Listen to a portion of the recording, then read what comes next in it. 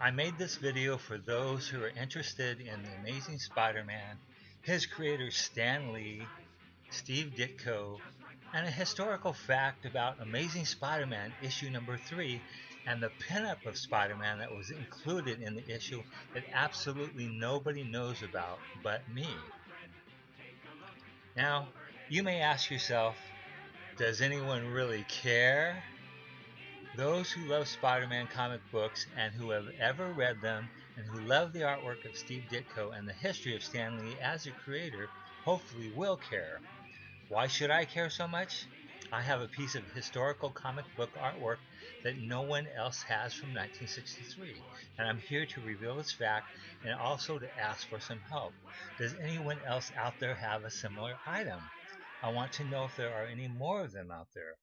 So I'll start off by showing you the cover of Amazing Spider-Man issue number 3 again. This is when Dr. Octopus makes his first appearance, a very good issue. Now, what I'm going to focus on is the pinup artwork by Steve Ditko. Now, here it is as it appears in the issue. It came out in July of 1963. Now, if you take a closer look, do you notice something off and contorted about anything in the picture? If you look close at Spider-Man's hand, it's not quite right. It looks twisted and contorted and not quite natural. It should have been drawn another way. Surely Steve Ditko would not have made such an error. Take a very close look. It is contorted. So how do I know for sure? Take a look at the Spider-Man cell that I have that was produced by Xerography. I'll have more on the subject later. I got it November 1st, 1966 from Hank Gotzenberg, the editor on the Marvel Superheroes cartoon which premiered the 1st of September 1966. This was before the Spider-Man cartoon came out in September 1967 and after the Amazing Spider-Man issue number 3 came out in 1963 with the pinup inside of it. Now, I'm going to show you an image of the original pinup artwork drawn by Steve Ditko. Here it is, which is owned by David Mendel. You can check this out online at www.comicartfans.com. Do you notice any similarities with my cell? Now I'm going to show you a procession of my cell image until I completely overlay it over the Spider-Man pinup from Amazing Spider-Man number 3. As you watch, you'll see that my cell is the exact same image down to every exact detail, inking and so on. These are the exact same drawing by Steve Ditko. Which is the original first drawing and which one was later changed? Do you know the answer to that? I do. This drawing had to have been altered to be used for the pinup in issue number 3. If the publisher decided at the last minute to include a pinup of Spider-Man, why draw a new one? Why not use one that was already drawn and alter it?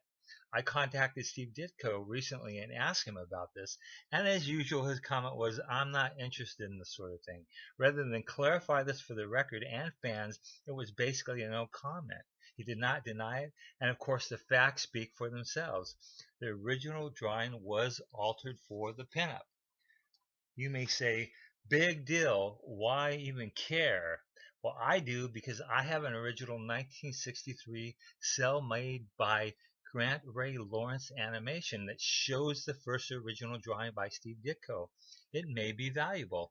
How many more of these are out there, if any, showing the way Steve Ditko originally drew the image?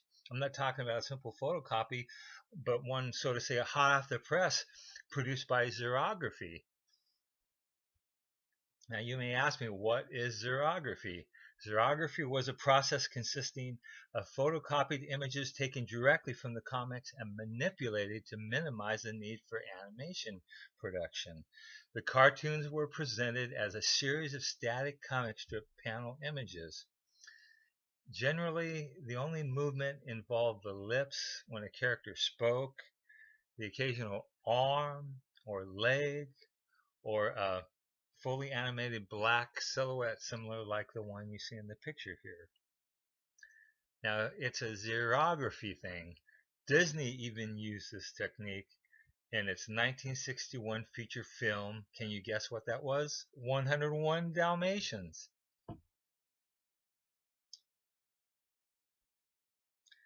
Now, the 1966 Marvel Superheroes series used the original stories largely in their entirety, showcasing Jack Kirby, Steve Ditko, and Don Heck art among others from the period fans and historians call the Silver Age of comic books. It eliminated the hand inking stage in the animation process by printing the animators drawings directly to the cell.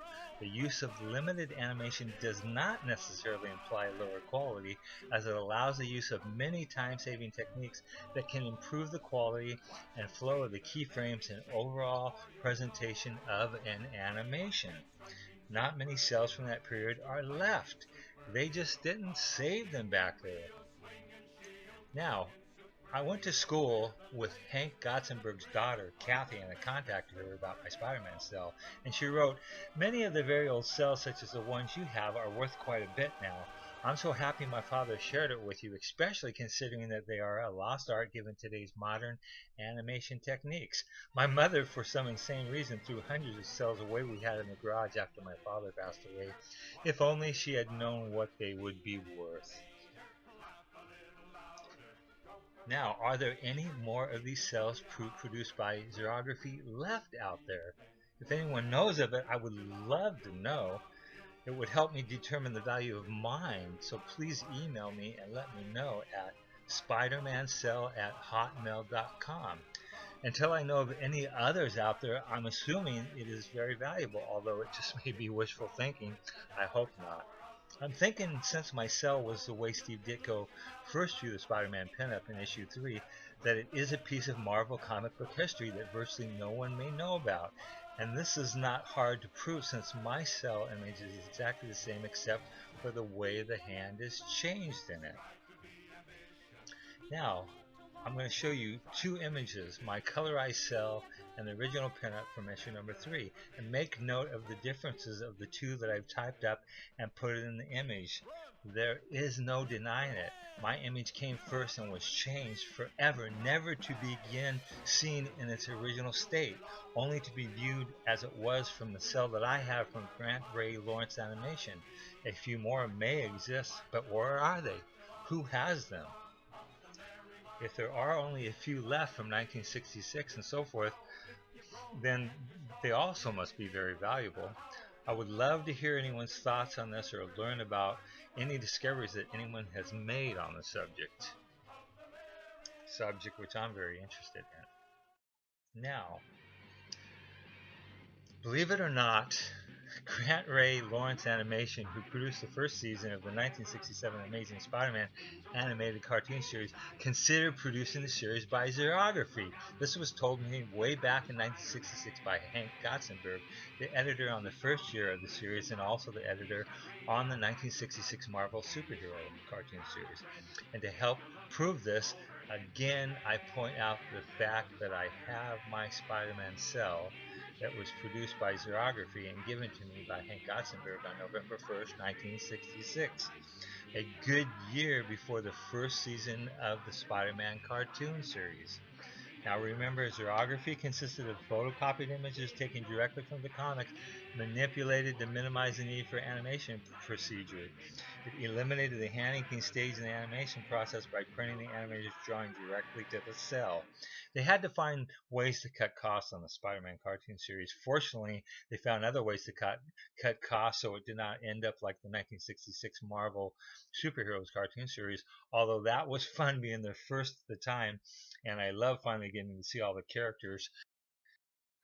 Now, they actually cut costs on the series by only having webs on Spider-Man's head, arms, and boots, and by reusing stock animation footage, and in the third season cannibalizing almost the entire footage from 2 Rocket Robin Hood episodes. Grant Ray Lawrence Animation went bankrupt after that first season, and this is why I think my Spider-Man cell that I have is very interesting, and the other reason why it may be very valuable. What follows are my transcripts on the subject and more on Xerography if you want to read to the end. I thank you for watching and for listening.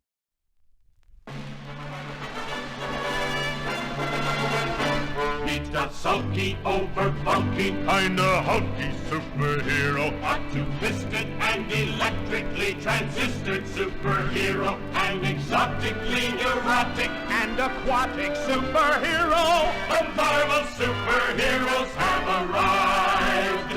Superpowered from the forehead to the toes. Watch them change their very shape before your nose. See our cane-striking superhero change to Viking superhero. A humdinging, real swinging, shield-flinging superhero. They're the latest, they're the greatest, ultimatest superheroes. The Marvel superheroes have arrived.